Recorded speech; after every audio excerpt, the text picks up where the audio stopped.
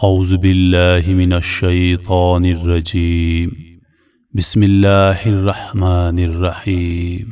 قسم ہے قرآن حکیم کی، تم یقیناً رسولوں میں سے ہو، سیدھے راستے پر ہو، اور یہ قرآن غالب اور رحیم ہستی کا نازل کردہ ہے تاکہ تم خبردار کرو ایک ایسی قوم کو جس کے باپ دادا خبر نہ کیے گئے تھے اور اس وجہ سے وہ غفلت میں پڑے ہوئے ہیں۔ ان میں سے اکثر لوگ فیصلہ عذاب کے مستحق ہو چکے ہیں، اس لیے وہ ایمان نہیں لاتے۔ ہم نے ان کے گردنوں میں توق ڈال دیے ہیں جن سے وہ ٹھوڑیوں تک جکڑے گئے ہیں، اس لیے وہ سر اٹھائے کھڑے ہیں۔ ہم نے ایک دیوار ان کے آگے کھڑی کر دی ہے اور ایک دیوار ان کے پیچھے۔ ہم نے انہیں ڈھانک دیا ہے، انہیں اب کچھ نہیں سوجتا۔ ان کے لیے یکساں ہے، تم انہیں خبردار کرو یا نہ کرو یہ نہ مانیں گے۔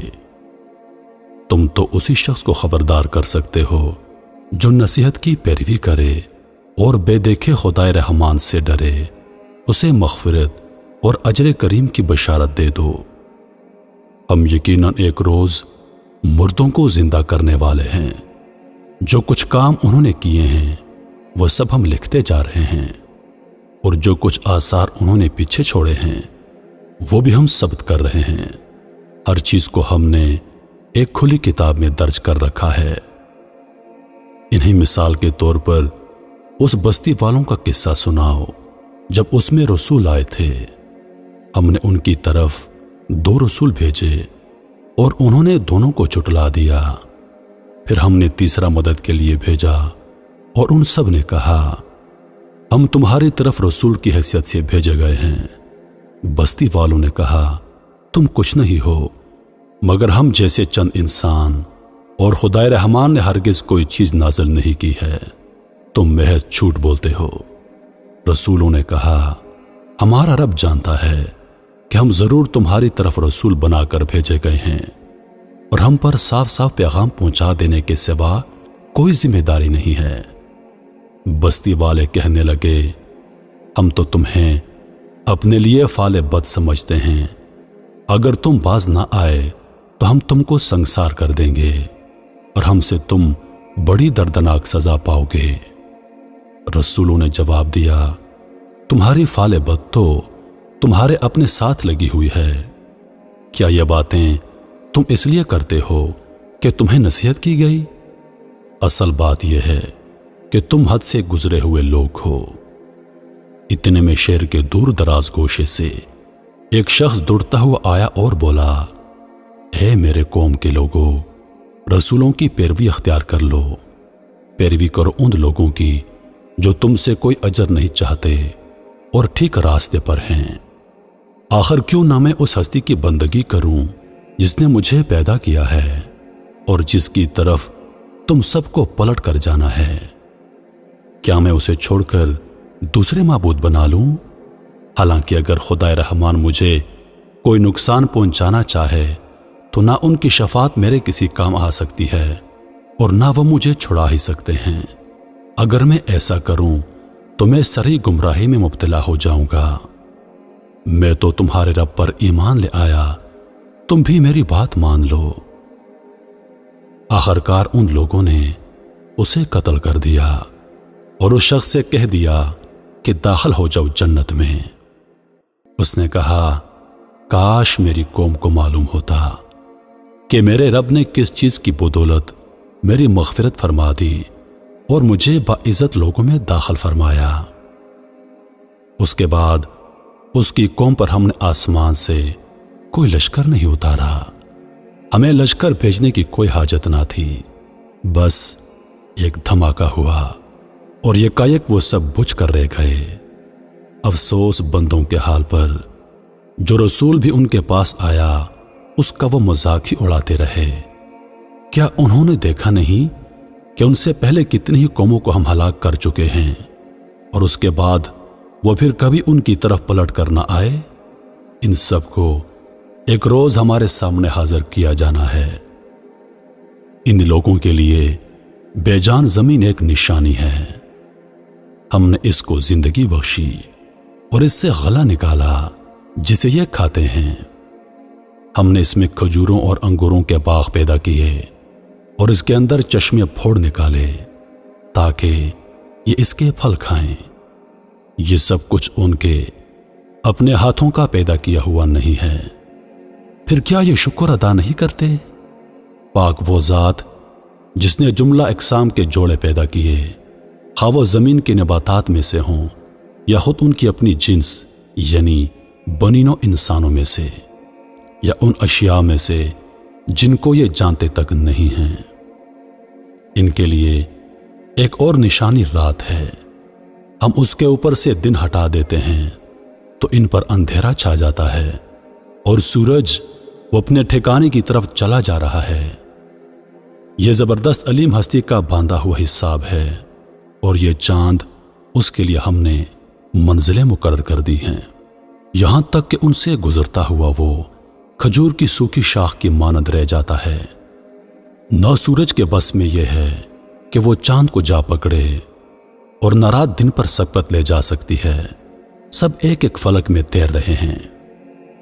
ان کے لیے یہ بھی ایک نشانی ہے کہ ہم نے ان کی نسل کو بھری ہوئی کشتی میں سوار کر دیا، اور پھر ان کے لیے ویسے ہی کشتیاں پیدا کی جن پر یہ سوار ہوتے ہیں۔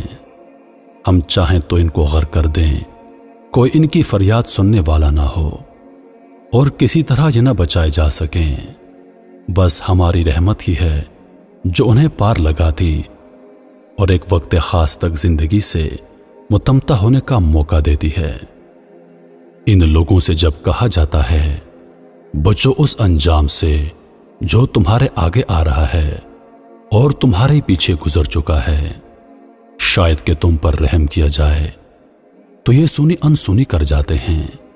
ان کے سامنے ان کے رب کی آیات میں سے جو بھی آیات آتی ہیں یہ اس کی طرف التفات نہیں کرتے، اور جب ان سے کہا جاتا ہے اللہ نے جو رزق تمہیں عطا کیا ہے اس میں سے کچھ اللہ کی راہ میں خرچ کرو، تو یہ لوگ جنہوں نے کفر کیا ہے ایمان لانے والوں کو جواب دیتے ہیں کہ ہم ان کو کھلائیں جنہیں اگر اللہ چاہتا تو خوب کھلا دیتا، تم تو بالکل ہی بہک گئے ہو۔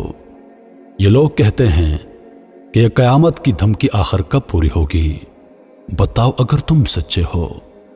دراصل یہ جس چیز کی رات تک رہے ہیں وہ بس ایک دھماکہ ہے جو یکایک انہیں عین اس حالت میں دھر لے گا جب یہ اپنے دنیاوی معاملات میں جگڑ رہے ہوں گے، اور اس وقت یہ وصیت تک نہ کر سکیں گے، نہ اپنے گھروں کو پلٹ سکیں گے۔ پھر ایک سور پھونکا جائے گا اور یکایک یہ اپنے رب کے حضور پیش ہونے کے لیے اپنی قبروں سے نکل پڑیں گے، گھبرا کر کہیں گے ارے یہ کس نے ہمیں ہماری خوابگاہوں سے اٹھا کر کھڑا کر دیا؟ یہ وہی چیز ہے جس کا خدائے رحمان نے وعدہ کیا تھا اور رسولوں کی بات سچی تھی۔ ایک ہی زور کی آواز ہوگی اور سب کے سب ہمارے سامنے حاضر کر دیے جائیں گے۔ آج کسی پر ذرہ برابر ظلم نہ کیا جائے گا، اور تمہیں ویسا ہی بدلہ دیا جائے گا جیسے عمل تم کرتے رہے تھے۔ آج جنتی لوگ مزے کرنے میں مشغول ہیں، وہ اور ان کی بیویاں گھنے سایوں میں ہیں، مسندوں پر تکیے لگائے ہوئے، ہر قسم کی لذیذ چیزیں کھانے پینے کو ان کے لیے وہاں موجود ہیں، جو کچھ وہ طلب کریں ان کے لیے حاضر ہے۔ رب رحیم کی طرف سے ان کو سلام کہا گیا ہے۔ اور اے مجرموں، آج تم چھٹ کر الگ ہو جاؤ۔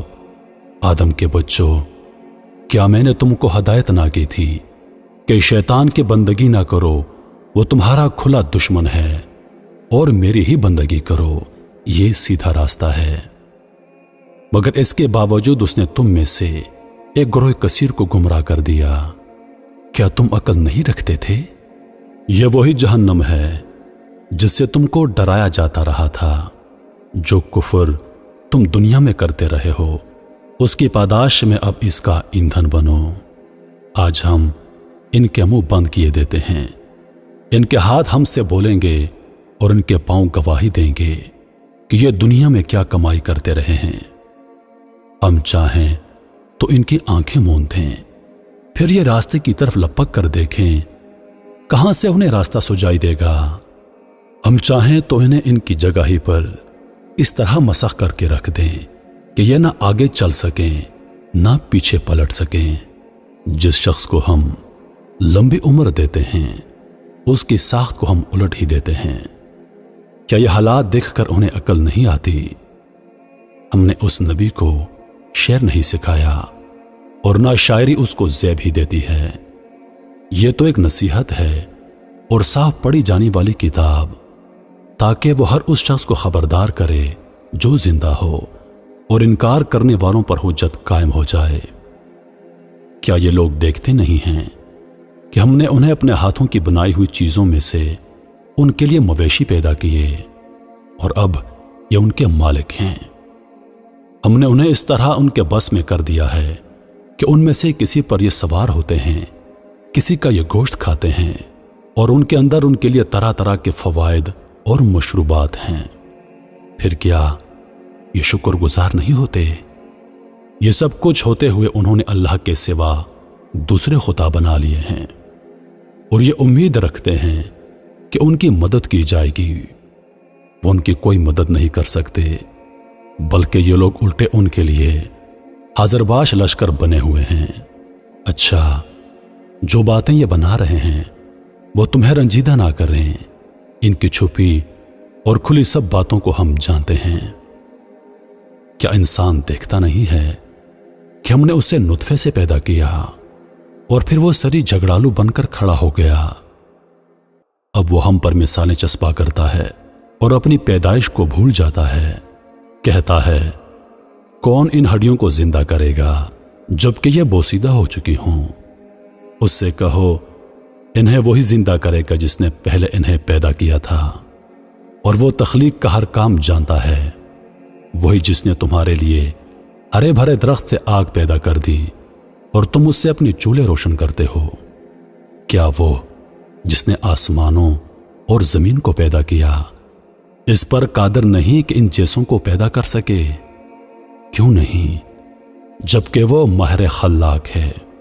وہ تو جب کسی چیز کا ارادہ کرتا ہے تو اس کا کام بس یہ ہے کہ اسے حکم دے کے ہو جا، اور وہ ہو جاتی ہے۔